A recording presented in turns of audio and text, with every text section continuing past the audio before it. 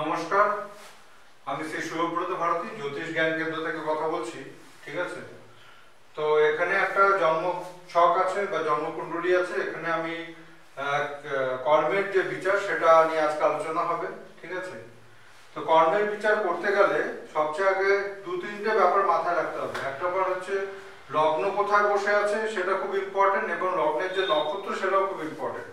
ঠিক আছে, এবং কর্মস্থানের অধিপতি গ্রহ সে কোথায় বসে আছে এবং সে কোন নক্ষত্রের সাথে যুক্ত, এবং শনি কোথায় বসে আছে সে কোন নক্ষত্রের সাথে যুক্ত, এই ব্যাপারগুলি কিন্তু দেখতে হবে। ঠিক আছে, তো এই জন্মকুণ্ডলীর মধ্যে দেখা যাচ্ছে যে লগ্নের যে নক্ষত্র সেটা কিন্তু রবির নক্ষত্র। ঠিক আছে, তো রবি মানে কিন্তু আমরা গভর্নমেন্ট সেক্টর, হায়ার অথরিটি কিংবা বস কিংবা একটা বড় পোস্ট বা একটা ডেজিগনেশন, হ্যাঁ, নেম ফেম রেপুটেশন, এই সমস্ত ব্যাপার কিন্তু আমরা বুঝি। ঠিক আছে, এইবার দশম স্থানের অধিপতি গ্রহ হলো বুধ। ঠিক আছে, তো বুধটা কিন্তু রবির নক্ষত্রে বসে আছে, এবং দেখা যাচ্ছে যে রবিটা মানে এবং বুধের পরেই দেখা যাচ্ছে যে রবি। ঠিক আছে, তো বুধটা হলো 9 ডিগ্রি, রবি হচ্ছে 17 ডিগ্রি। ঠিক আছে, তো মানে ব্যাপার হচ্ছে বুধও কিন্তু ডাইরেক্টলি রবির সাথেই কানেক্টেড। সুতরাং এই জন্মকুণ্ডলীতে মানে যেটা হয়েছে, এই যে ব্যক্তি, হ্যাঁ, এই ব্যক্তি কিন্তু গভর্নমেন্ট সার্ভিস করেন এবং এই ব্যক্তি কিন্তু স্কুলে চাকরি করেন। ঠিক আছে, তো এটা আপনাদেরকে মানে এই ব্যাপারটা কিন্তু খুব ইজি, মানে এই ব্যাপারটা এখানে যে সরকারি চাকরি হয়েছে এবং তার সাথে সাথে স্কুলে চাকরি করে, এই ব্যাপারটা খুব ইজি। এবার আমি দেখতে পাচ্ছি যে দশম স্থানের অধিপতি গ্রহ বুধ। বুধ মানেই হলো এডুকেশন। ঠিক আছে, বুধ মানে কোনো বিজনেস, বড় অর্গানাইজেশন। ঠিক আছে, এবার বুধটা যেহেতু ডাইরেক্টলি রবির সাথে যুক্ত হয়ে বসে আছে, সুতরাং এটা আইডেন্টিফাই করা খুব সহজ হয়ে যায় যে এখানে কিন্তু গভর্নমেন্ট সার্ভিস করবে এবং এডুকেশন নিয়ে সার্ভিস করবে, এবং তার যে ব্রেন ওয়ার্ক, অর্থাৎ মানে আমরা লগ্ন থেকে কি বুঝি, লগ্ন থেকে তো একটা মানুষের ব্রেন ওয়ার্ক বুঝি।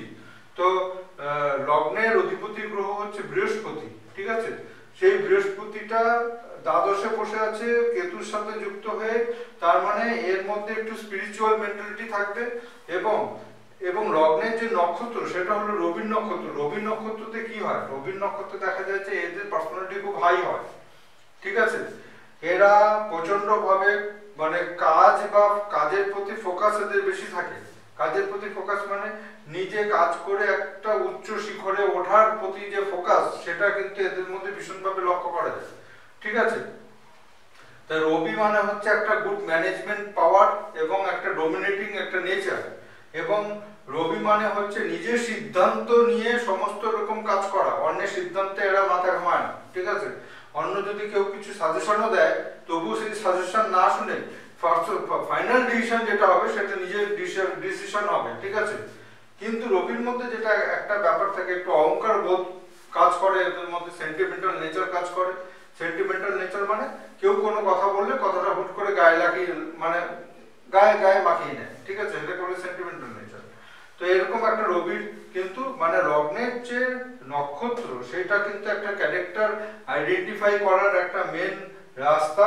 ঠিক আছে, এখানে যদি লগ্নের নক্ষত্র যদি রবির জায়গায় বুধ হয়ে যেত তাহলে কি হতো, খুব বেশি ক্যালকুলেটিভ হয়ে যেত, এবং তার সাথে সাথে কি হতো, খুব বেশি মানে ক্যালকুলেশন করে চলতো এবং বিজনেস মাইন্ডেড হতো, এবং যেটা হচ্ছে ঘটনা সেটা হচ্ছে তার মধ্যে চাইল্ডিশ ভাবটা বেশি থাকতো। এবার লগ্নের নক্ষত্রটা যদি চন্দ্র হয়ে যেত, অত্যাধিক বেশি ইমোশনাল হতো, হ্যাঁ, অত্যাধিক বেশি ইমোশনাল হতো, এবং তার সাথে মানসিক স্টেবিলিটি কম থাকতো। এবার লগ্নের নক্ষত্রটা যদি শনি হতো তাহলে প্রচন্ড পরিমাণ ডিসিপ্লিন, কর্মঠ, হ্যাঁ, এরকম টাইপের দেখা যায়।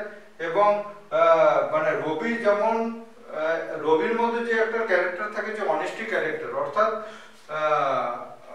অনেস্টি ইন দ্য সেন্স হচ্ছে আমি অন্যায় সহ্য করব না। ঠিক আছে, এটাই যদি রাহুর যদি হতো তাহলে দেখা যেত মানে লগ্নের নক্ষত্রটা যদি রাহুর হয়ে যেত তখন দেখা যেত যে হিডেন ক্যারেক্টার, হিডেন নেচার।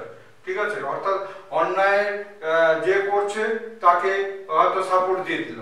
ঠিক আছে, মোরালিটির অভাব। ঠিক আছে, এই সমস্ত এই নক্ষত্রগুলি এরকম ভাবে রোল প্লে করে। ঠিক আছে, তাই সেরকম কর্মস্থানের অধিপতি গ্রহটা যদি রবির নক্ষত্রে থাকে তাহলে তার গভর্নমেন্ট সেক্টরের প্রতি একটা স্ট্রং কানেকশনটা এমনিতেই বিল্ড আপ হয়ে যায়। সুতরাং নক্ষত্রটা কিন্তু বোঝা বা নক্ষত্রের এনার্জিটা যে এখানে কাজে লাগছে সেটা বোঝানো, মানে সেটা কিন্তু আপনাদেরকে বুঝতে হবে ব্যাপারটা, ঠিক আছে। এরপরে সাপোজ এখানে লগ্নের নক্ষত্র কেতু, কেতু কি করে? কেতু হচ্ছে খামখেয়ালিপনা, উদাসীনতা, এই সমস্ত ব্যাপারগুলি কিন্তু লক্ষ্য করা যায়, ঠিক আছে। তো এরকম লগ্নের নক্ষত্রটার উপরে যে ক্যারেক্টার মানে চেঞ্জ হচ্ছে, এটা কিন্তু আপনারা একবার লক্ষ্য করবেন, ঠিক আছে। ক্যারেক্টার বোঝার জন্য কিন্তু আরো অনেক প্রসেস আছে। নবাংশ থেকে আমরা ক্যারেক্টার বুঝি, চন্দ্র থেকেও ক্যারেক্টার বুঝি, ক্যারেক্টার বা নেচার, ঠিক আছে। এবং লগ্নের অধিপতি গ্রহ কোথায় বসে আছে সেখান থেকেও কিন্তু ক্যারেক্টার বোঝা যায়। কিন্তু লগ্নের নক্ষত্রটা কি, এটা ক্যারেক্টার বোঝার জন্য সবচেয়ে ইজিয়েস্ট প্রসেস, ঠিক আছে। তো যাই হোক, আজকে এই প্রোগ্রামটা, এই ভিডিওটা এখানে শেষ করছি।